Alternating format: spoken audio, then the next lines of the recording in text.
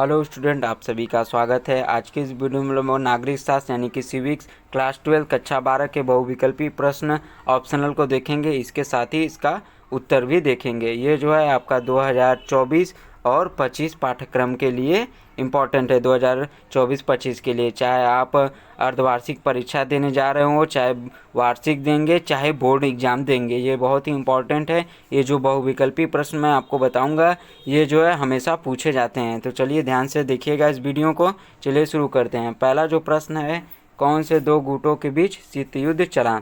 इस बात को ध्यान रखिएगा, कौन से दो गुटों के बीच शीत युद्ध चला था? अमेरिका और सोवियत संघ के बीच। इसका तीसरा ऑप्शन जो है सही है। अमेरिका क्या थे? यूएसए यानी हो जाएगा। सोवियत संघ को यूएसएसआर भी कहते हैं। ठीक है,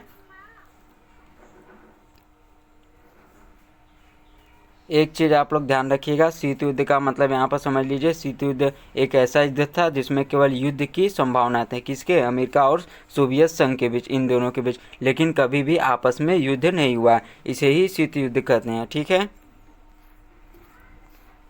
दूसरा प्रश्न है, शीत युद्ध का शुरुआत कब से माना जाता है? शीत युद्ध का शुरुआत जो है 1945 के बाद से माना जाता है। क्यों? क्योंकि द्वितीय विश्व युद्ध लगभग 1945 तक चला था, और उसी के जो है विघटन के बाद क्या था, यूएसए जो दो ग्रुप थे, यूएसए और यूएसएसआर। यूएसएसआर भी किस में था? पहले अमेरिका की तरफ से मिलकर लड़ रहा था, लेकिन परमाणु हमले के बाद क्या हुआ, यूएसएसआर को झटका लगा कि अरे यूएसए ने इतना बड़ा बम बना लिया और जो है इसके ऊपर, जापान के ऊपर गिराया भी, और हमें नहीं बताया। इसी के बाद क्या हुआ, मतभेद भी हुआ और भी बहुत सारे ज़मीनी विवाद थे। इसी को लेकर क्या हुआ, यूएसएसआर जो था वो अलग हो गया। किससे? अमेरिका से। और इसी दौर को क्या कहा जाता है? शीत युद्ध। ठीक है,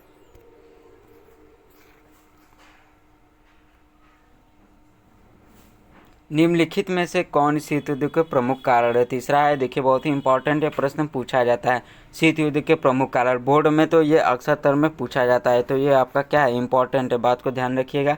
निम्नलिखित में से कौन शीत युद्ध के प्रमुख कारण रहे हैं? देखिए, अमेरिका एवं सोवियत संघ के बीच क्या थे? सैद्धांतिक मतभेद थे। विजित प्रदेशों पर क्या थे? आधिपत्य संबंधी विवाद थे। युद्धकालीन निर्णयों का अतिक्रमण था। तो इसका सही ऑप्शन क्या हो जाएगा? चौथा, उपयुक्त सभी। आगे की तरफ बढ़ते हैं। नाटो की स्थापना यहाँ पर पूछा जा रहा है। नाटो की स्थापना का मुख्य उद्देश्य क्या था? बात को ध्यान रखिएगा, क्या था, यानी कि उस दौर का पूछा जा रहा है, उस समय क्या था। नाटो की अगर स्थापना की बात की जाए तो 4 अप्रैल को, ठीक है, 4 अप्रैल को 1949, उस समय 1949 में क्या किया गया था, नाटो की स्थापना हुई थी। कहाँ पे? वाशिंगटन के डीसी में। इस समय जो है इसका मुख्यालय कहाँ पर है? इस समय इसका जो मुख्यालय है बेल्जियम की राजधानी ब्रुसेल्स में है। इस बात को आप लोग ध्यान रखिएगा, पूछ भी देता है कई बार। तो उस समय इसकी स्थापना का मुख्य उद्देश्य क्या था? पश्चिमी यूरोप में सोवियत प्रभाव के विस्तार को रोकना। जो सोवियत संघ था वो पश्चिमी यूरोप में अपना दबदबा न बनाए रखे, उसके लिए अमेरिका द्वारा क्या किया गया, नाटो का जो है स्थापना किया गया। कब किया गया था? 4 अप्रैल 1949 में वाशिंगटन डीसी में। इसका इस समय वर्तमान में मुख्यालय बेल्जियम की राजधानी ब्रुसेल्स में है। ठीक है, आगे की तरफ बढ़ते हैं। 5वें प्रश्न की तरफ बढ़ते हैं। नाटो की स्थापना, देखिए आ गया यहाँ पर। ऊपर मैंने अभी आपको बताया कि जो है कि 4 अप्रैल 1949, वहाँ पर ये चीज़ पूछा जा रहा है, नाटो की स्थापना कब हुई थी? 4 अप्रैल 1949। कहाँ पर? मैंने बताया वाशिंगटन डीसी में। ध्यान रखिएगा इस बात को। आगे की तरफ बढ़ते हैं। 6ठे प्रश्न, नाटो की स्थापना के समय कितने देश शामिल थे? नाटो की स्थापना के समय, इस समय कितने देश शामिल थे? उस समय जब 4 अप्रैल 1949 को नाटो बनाया गया था, तो उस समय कितने देश शामिल थे? तो उस समय इसमें टोटल 12 देश थे। 12 देश कौन कौन है? आप नाम सुन लीजिए। Belgium, Canada, Denmark, France, Ireland, Italy, Luxembourg, Netherland, Norway, पुर्तगाल, यूनाइटेड किंगडम, जिसे क्या बोला जाता है, यूके भी बोला जाता है, और यूएसए यानी कि संयुक्त राज्य अमेरिका, क्योंकि इसका मेन जो है माना जाता है अभी भी यूएसए ही है। ठीक है, तो ये जो है 12 देश थे उस समय। आगे की तरफ बढ़ते हैं 7वें प्रश्न की ओर। शीत युद्ध के समय शक्ति के कितने केंद्र थे? प्रश्न को समझिएगा, वही ऊपर वाला ये कुछ जो एकदम ऊपर बताया जा रहा था। 2 लोग हो गए थे, कौन? यूएसए यानी कि यूनाइटेड स्टेट ऑफ अमेरिका, और कौन था? यूएसएसआर, सोवियत संघ जो था। तो दो केंद्र कौन थे, यही थे, पहला दूसरा, चाहे आप इसे पहला कह लीजिए चाहे इसे दूसरा, मतलब दो यही थे, यूएसए और यूएसएसआर। तो इसका सही आंसर क्या हो जाएगा, उत्तर, ये सी ऑप्शन दूसरा हो जाएगा। शिव युद्ध के समय शक्ति के दो केंद्र थे, उस समय विश्व क्या हो गया था, दो ध्रुवी में जो है बट गया था, एक जो है अमेरिका था, एक यूएसएसआर था, यानी कि सोवियत संघ। 8वें प्रश्न की तरफ बढ़ते हैं। सोवियत संघ में साम्यवादी शासन की स्थापना कब हुई? इसका जो सही आंसर है 1917 में।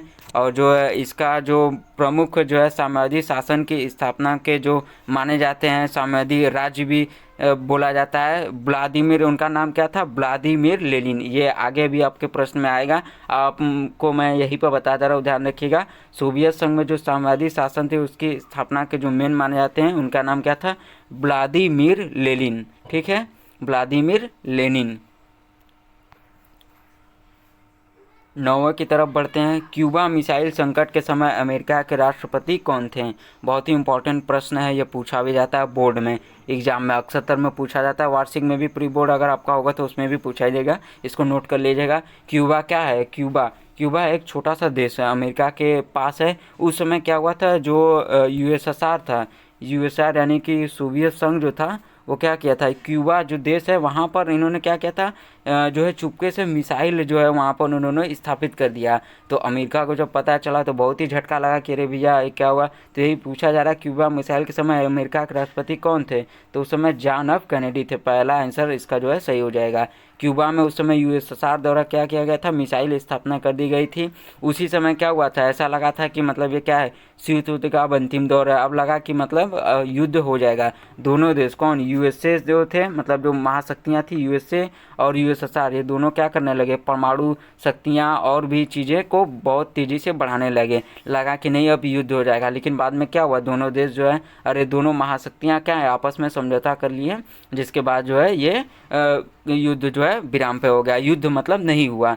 इसी को क्या बोलते हैं, क्यूबा मिसाइल संकट। ये बहुत ही इंपॉर्टेंट है, ये पूछा भी जाता है। 10वें प्रश्न की तरफ बढ़ते हैं। 1917 में रूस में साम्यवादी राज्य की स्थापना किसने की? 1917 में देखिए, अभी ऊपर मैंने बताया कि जो साम्यवादी राज्य के बारे में पूछा जा रहा था, तो देखिए इनका नाम है लेनिन। 1917 में इन्होंने किया था, इनका पूरा नाम क्या था, व्लादिमीर लेनिन। 1917 में इन्होंने क्या हुआ, साम्यवादी राज्य की स्थापना।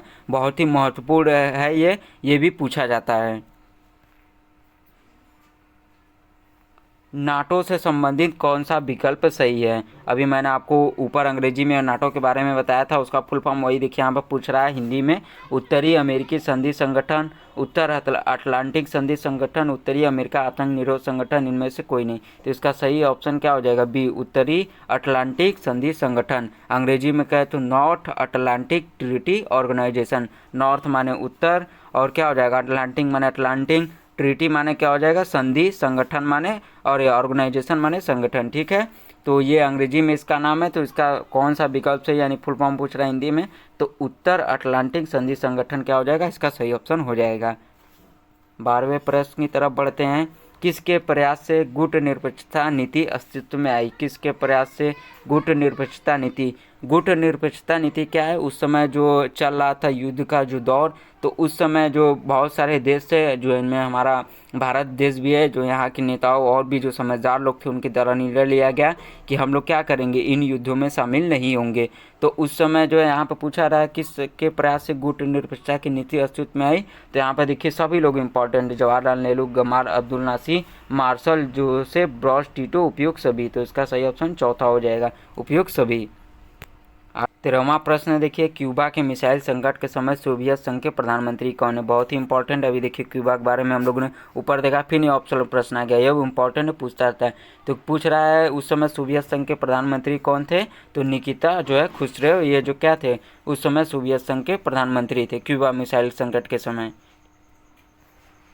14वां प्रश्न को देखते हैं, किस देश ने नाटो में अमेरिकी नेतृत्व का विरोध किया?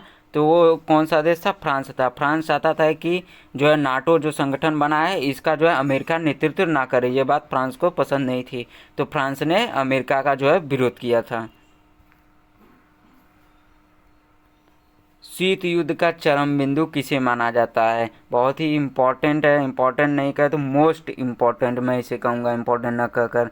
देखिए क्यूबा वाला बार बार आ रहा, मैं कह रहा हूँ क्यूबा पूछा जाता है। तो क्या था? क्यूबा मिसाइल संकट, शीत युद्ध का चरम बिंदु। ऊपर मैंने आपको बताया भी कि इस समय क्या हुआ था, युद्ध की एकदम संभावना हो गई थी। दोनों देशों ने क्या किया था, अपने अपने आप पढ़ेंगे तो जो युद्धपोत थे, बेड़े थे, उन्होंने भी आपस में एक दूसरे के सामने लाकर तैनात कर दिए थे। लगभग युद्ध के एकदम कगार पर आ गया था, लेकिन युद्ध नहीं हुआ। तो वो कौन सा जो है चरम बिंदु किसे माना जाता है? क्यूबा मिसाइल संकट को ही माना जाता है। मार्शल योजना क्या थी? मार्शल योजना क्या थी? यूरोप के देशों को पुनर्निर्माण हेतु अमेरिकी सहायता। ये भी इम्पोर्टेंट पूछा जाता है, इसे भी देख लीजिएगा। गुट निरपेक्ष देशों का शिखर सम्मेलन नई दिल्ली में कब आयोजित किया गया था? पूछा जा रहा है 1983, इसका ऑप्शन सही हो जाएगा। बहुत ही इम्पोर्टेंट है। उस समय क्या, भारत ने 100 से ज़्यादा, बात को ध्यान रखिएगा, उस समय 100 से ज़्यादा देश ने, ये कब तक चला था? 7 से जो है आपका 12 मार्च तक जो है चला था 1983 में। 100 से ज़्यादा देश ने क्या किए थे, उस समय आए थे नई दिल्ली में। इसका जो मेन जो था कौन था? भारत जो है, जैसे इसका मेज़बानी किया था, भारत ने इसकी जो मेज़बानी की थी 1983 में हुआ था। गुट निरपेक्ष देशों का शिखर सम्मेलन हुआ था भारत में उस समय। ये G20 आज के कहे G20 G7 से भी उस समय बड़ा था, क्योंकि इसमें बहुत सारे देश आए थे, 100 से भी ज़्यादा देश। 18वां प्रश्न, गुट निरपेक्षता की नींव रखने में किस भारतीय नेता का प्रमुख योगदान था? तो कौन से है? महात्मा गांधी? नहीं। Doctor B R. अम्बेडकर, जवाहरलाल नेहरू, सरदार पटेल। कौन सही आंसर है? जवाहरलाल नेहरू हो जाएगा। गुट निरपेक्षता की नींव रखने में भारतीय नेता जवाहरलाल नेहरू का बहुत ही प्रमुख योगदान था। आज भी माना जाता है, विदेश नीति में आता है तो हम लोग गुट निरपेक्षता की बात जरूर करते हैं और जवाहरलाल नेहरू की तारीफ होती है। तो सही आंसर जवाहरलाल नेहरू हो जाएगा। प्रथम गुट निरपेक्ष सम्मेलन के अध्यक्ष कौन थे? इस बात को ध्यान रखिएगा, ये भी प्रश्न इंपॉर्टेंट पूछा जाता है। गुट निरपेक्ष सम्मेलन के अध्यक्ष प्रथम पूछा जा रहा है, तो प्रथम के कौन थे? Marshal Tito. कई बार लोग जवाहरलाल नेहरू को भी लगा देते हैं, लेकिन ध्यान रखिएगा जवाहरलाल नेहरू नहीं थे। जवाहरलाल नेहरू ने भूमिका बहुत ही महत्वपूर्ण निभाई थी, लेकिन सम्मेलन के अध्यक्ष कौन थे? Marshal Tito. बढ़ते हैं आखिरी प्रश्न 20वें, पूर्व बनाम पश्चिम का संबंध किससे है? और अभी तक आपको वीडियो अगर पसंद आया तो इसे लाइक कर दीजिए और चैनल को सब्सक्राइब करिए, दूसरों के साथ शेयर करिएगा। पूर्वी बनाम पश्चिम का संबंध किससे है? तो शीत युद्ध से है। पूर्व बनाम पश्चिम का, पूर्व मतलब क्या हो जाएगा? ईस्ट हो गया, और पश्चिम जो है वेस्ट हो जाएगा। पश्चिम देश इधर, जैसे ये पृथ्वी है तो इधर क्या हो जाएगा? ये क्या हो जाएगा? पूर्व हो जाएगा आपका। देखिए पूर्व हो गया, ये क्या हो गया? पश्चिम हो गया, इधर का देश। तो वही पूछ रहा, पूर्व बनाम पश्चिम का संबंध किससे है? शीत युद्ध से। शीत युद्ध में क्या हुआ था? विश्व जो है 2 ध्रुवीय भाग में बट गया था। एक क्या था? पूर्वी में, और एक जो है पश्चिम में। पश्चिम में कौन थी महाशक्ति थी? यूएसए थी। और जो पूर्व में था कौन था? यूएसएसआर था, यानी कि सोवियत संघ, एक तरफ अमेरिका। तो वीडियो यहाँ तक ख़त्म होता है। ये थे 20 बहुविकल्पी महत्वपूर्ण प्रश्न। अगर आपको पसंद आया तो इसे शेयर करिएगा। पहले ही बता दिया, ये 2024-25 के लिए, 2024 हो और 25 के जो है बोर्ड एग्ज़ाम होगा, उसमें बहुत ही इम्पोर्टेंट है। 24 में भी अगर आप दे रहे हैं, कोई अर्धवार्षिक परीक्षा हो या आपका वार्षिक परीक्षा हो, तो उसके लिए भी इम्पोर्टेंट है। वीडियो आपको पसंद आता है तो दूसरों के साथ शेयर करें। धन्यवाद।